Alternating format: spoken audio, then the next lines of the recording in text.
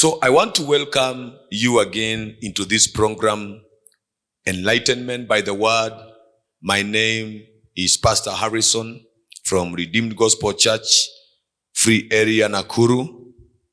And today I want to share a word under the title, Demands of a Revival. What is revival? Because many people and many of us in the Pentecostal circles have heard this word again and again. We have been hearing that God is sending revival. That revival is about to come in our land and in our nation. And many of us have waited for many years to see that revival that God has promised to his people, and especially to the church. Today, I want, by the help of the Holy Spirit, to explain to us and to bring to us the understanding of this word, revival, and what really does it mean to experience revival. There have been many revivals ever since the history of the church. There was the Azusa revival. There was the Wales revival. And many revivals have taken place since the church began in the day of Pentecost. So, what really is it when we say God is bringing revival? So, revival is the move of the Spirit of God in the midst of his people. Revival is when God moves by his Spirit. It may be in the midst of people, or it may be in an individual. God's interest in man is to manifest himself through men. Revival is when men become vessels of God by the move of the Holy Spirit in their lives, manifesting the attributes of God in their generation. For a revival to come to a group of people, it must begin in the heart of a man, of an individual man.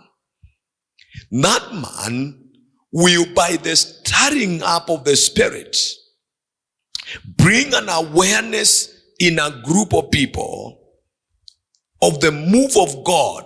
And then there is going to be an activation of the spirit of those men to begin to seek God for him to manifest in their lives.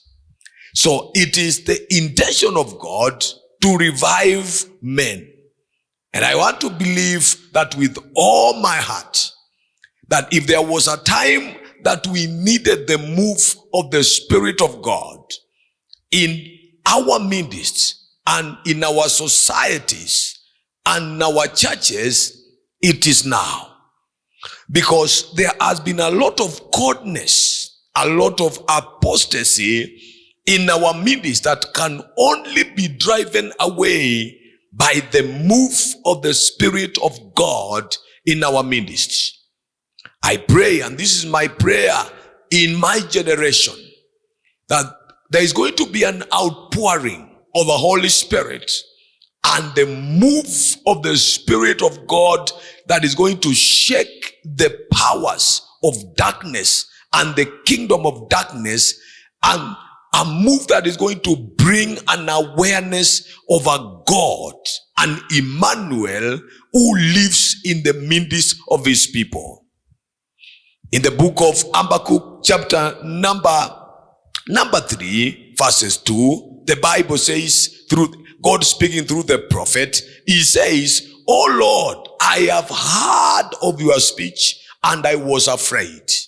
This man had heard about the speech of God, the word of God. And he said, "I heard about your speech and I was afraid. Oh Lord, revive your work in the midst of the years. And in the midst of the years, make your works known." I believe that is the prayer of every serious believer in our day. Oh Lord, revive your work. And in the midst of the years, make your work known. And in your wrath, remember mercy. That is the cry of the prophet. And I believe that if there was a time that this cry should be heard from the heart of God's people, is now.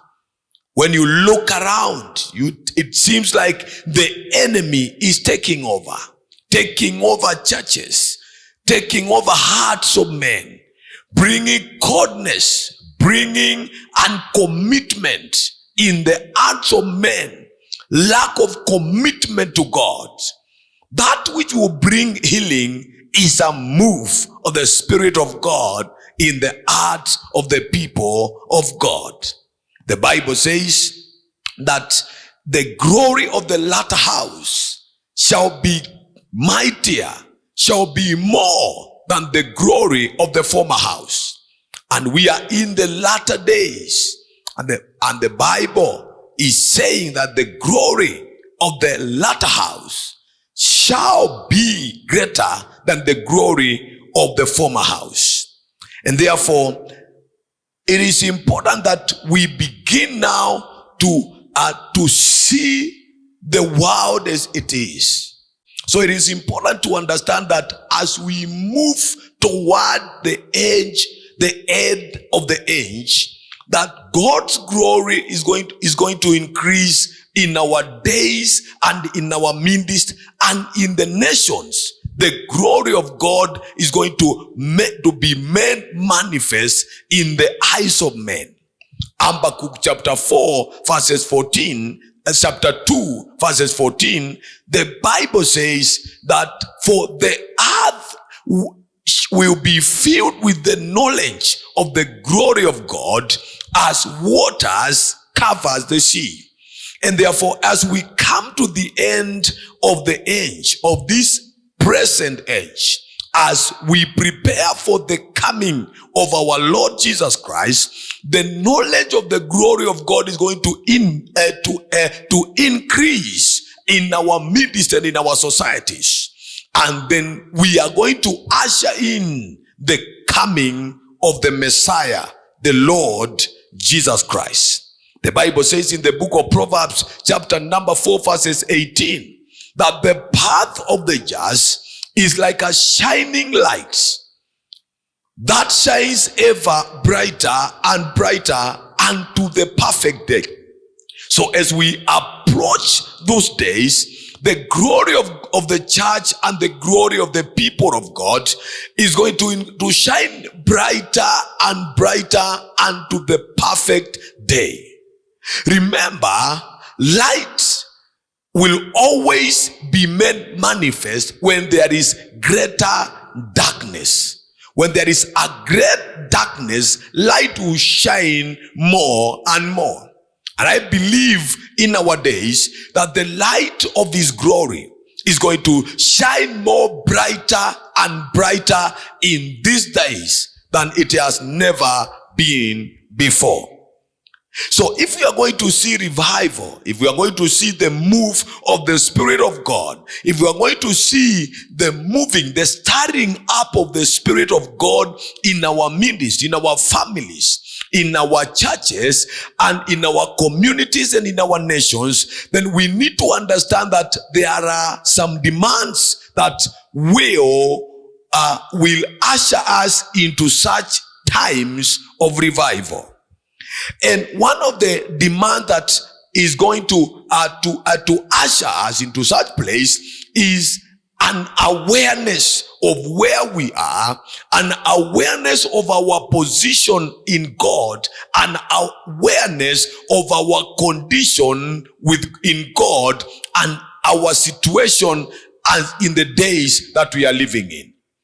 If you are a keen observer of what is happening around your life, what is happening in families, in homes, in nations, in communities, in neighborhoods, then you will see the move of the kingdom of darkness, arresting young people, putting more into bondage, more sicknesses increasing ever than ever before. And if you want to see, to compare what is happening in our day and what happened during the days of our master, because the Bible says that God is the same today, is the same yesterday, is the same forever. The Jesus that moved on the face of the earth and did miracles, healing the lepers, delivering those who were bound by the demonic world, the Jesus that moved and that knew no impossibilities in his ministry is the same Jesus that we have confessed in our day. And that same Jesus is now waiting for him to manifest his power and his glory through his church, which is you and which is me. And as we look around in our communities and in our societies and in our churches, we will see a lot of sicknesses, a lot of diseases, a lot of situations that are defying the power of God in our day. But I have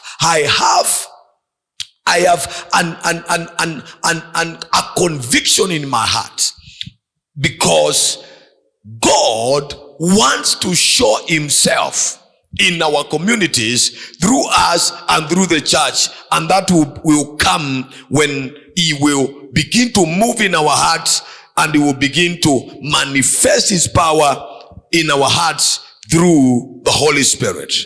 So one condition of revival is an awareness, is a conviction that something is wrong. And I want to believe that every one of us understands this. Every serious man of God, every serious believer understands this, that there are things in our days, there are things in our communities, in our churches that can only be solved by the hand of God moving in our midst. Then after we become aware, then the journey begins. And the first step that will bring revival in our days is separation. Separation.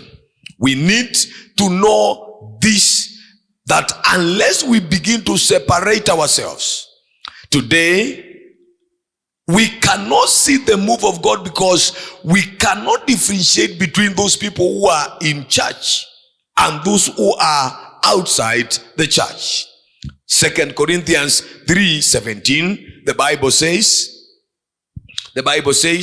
and now the Lord is the Spirit, and where the Spirit of God is, there is liberty. 6:17, 2 Corinthians 6:17. The Bible says, and therefore come out from among them and be separate, says the Lord. Do not touch what is unclean, and I will receive you. So the predecessor of every move of God is separation. We need to have some people who are separated to God. Men, women, believers who are consecrated to God. Today in our generation, you cannot differentiate between who is a Christian and who is not a Christian. If you go to any meeting, be it a wedding or a political meeting, you will find everyone is saying, praise the Lord. But we need to come into a place where we go beyond the words, praise the Lord, and begin a journey of separation if we are going to see the move of God in our midst. Very few of us can be accused of being Christians. In the times past, many people who were Christians, born again, serious believers, were always going through persecutions and accusations because they were Christians. But today, we have mixed ourselves. You cannot differentiate who is and who is not a Christian. Isaiah 52 verses 11, the Bible says, Isaiah 52:11, the Bible says, depart, go out from there. Touch no unclean thing. Go out from the midst of her and be clean, you who bear the vessels of God. Those who bear the things of God should depart. The Bible is saying, the Holy Spirit is saying, depart and go out from there. Touch no unclean thing. Go out from the midst of her and be clean. It's time for believers to separate themselves. If you're going to see the move of the Spirit of God in your life and in your family, in our churches, then we need to separate ourselves, and then we need to understand that we cannot handle the things of God while we are at the same time we are handling unclean things. God does not use anybody. He will not commit his things to anybody. He will always commit things to the people that have separated themselves. In the book of 2 Timothy chapter number 2, verses 19 to 21, the Bible says, nevertheless, the solid foundation of God stands. The solid foundation. This foundation is solid. It is the foundation of separation. It says, and it has a seal that the Lord knows who are his. Those who are his. And let everyone that names the name of the Lord depart from iniquity. Everybody that names the name of God must depart from iniquity. And the Bible continues to say, but in a greater house there are not only vessels of gold and silver, but also of wood and clay, and some of honor and some for dishonor. In the house, in a large house, there are vessels not only of clay, of wood, of the earth. These vessels, the Bible is saying, some are of honor. They are honorable. And some are of dishonor. The Bible says in verse 21 that if anyone, that anyone might be you, it might be me, it might be somebody that makes a decision for separation. If anyone cleanses himself, the work of cleansing is not the work of the Holy Spirit. It is the work of the believer by the help of the Holy Spirit to cleanse themselves. If anyone cleanses himself from uncleanness, he will be a vessel of honor, sanctified and useful for the master, prepared for every good work. So every time God wants to do a good work in a community, in a family, in a society, he will always look for a vessel that has separated itself, and a vessel that has become honorable by the reason of cleansing, and separation. And that vessel will become a vessel of honor, and God will use it to do the good work that he wants to do in every place and in every society. And I pray that times of separation may come, that there may be an awakening. The Holy Spirit is calling for the church of Jesus Christ. is calling for the believers, those people who have made the good confession of our Lord Jesus Christ, to begin a life of separation, whereby when we separate ourselves, God is going to begin to use us for the good work that he wants to do in our times, in the name of Jesus. I pray that you will become one of those separated, one of those who have separated themselves, that you will become one of them. And then God and the Spirit of God is going to move and to begin to move into your hearts. And then you begin to affect positively your community and those around you. So God does not use anybody. I've heard these lies that God can use anybody. But if you look at the scriptures, you will understand that for God to use a man, he has to prepare that man. That man has to be willing. He must, or she must be willing to prepare himself to become a sanctuary of God, and to become an house that has been cleansed and separated for God. We cannot mix ourselves up with everything, touching and living in uncleanness, and then begin to expect God to begin to use us, and then expect the Spirit of God to begin to move in us, and to begin to move in the lives of them that are around us. There must be a foundation, and that foundation is the foundation of cleanness. We must be clean. We must be clean if we are going to see the move of God in our lives. So God, I want you to note this. God does not do serious business in his kingdom with unserious people. With people who are not serious, God does not do that business. And I pray that we are going to become serious again in the things of God. We are going to become aware again that we are God's property. The Bible says, don't you know that your bodies are the temples of the Holy Spirit? Don't you know that you are the place, you are the habitations of God? We are the temple of the Holy Spirit.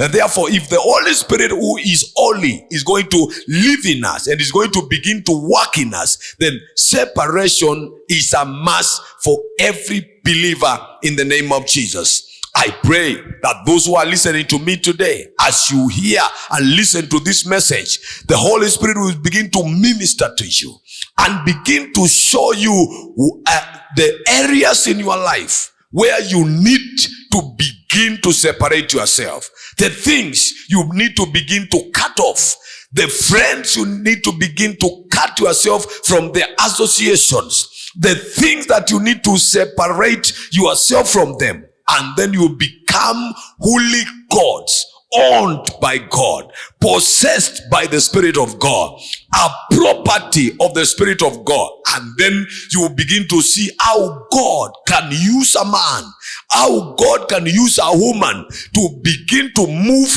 and to affect the people that man comes into contact with. I pray that you will become that man and you will become that woman. The Bible says in the book of Romans chapter number 12 verses number 1, it says, believers, brethren, I beseech you by the mercies of God to represent yourself, and by the mercies of that you present your bodies as living sacrifices. That is separation. Your bodies as living sacrifice, holy, and acceptable to God, which is your reasonable service. I pray that grace will come upon somebody today in the mighty name of Jesus. Number 2, the second condition for the move of God is the separation, anger, the separation, thirsty for God, anger for God. Now, until we have the separation to see God move in our days, we will never make a move to see the Spirit of God work in our lives. In the book of Isaiah chapter number 44, verse 3, the Bible says, For I will pour water on him who is thirsty. I will pour water. Water there represents the Spirit, the Holy Spirit. I will pour water on him who is thirsty and floods on the dry ground. I will pour my Spirit on your descendants and my blessing on your offspring. So the condition for the move of God in the heart of a man or in the heart of a community of believers is this separation. It is anchor. It is thirsty for God. How many people can stand today and say like David, as a deer panteth for the streams, for the water brooks, so does my soul pant for you, O God. Or when shall I appear? Psalms chapter number 63, verses 1 to verses 2. It says, O God, you are my God. Early will I seek you.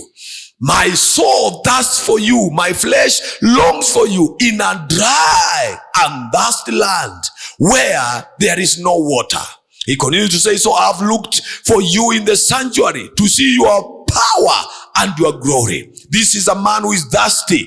This is a man who has an anger for God. He says, as the deer pants for the water brooks, so pants my soul for you, O God. Verses 2, my soul thirsts for God, for the living God.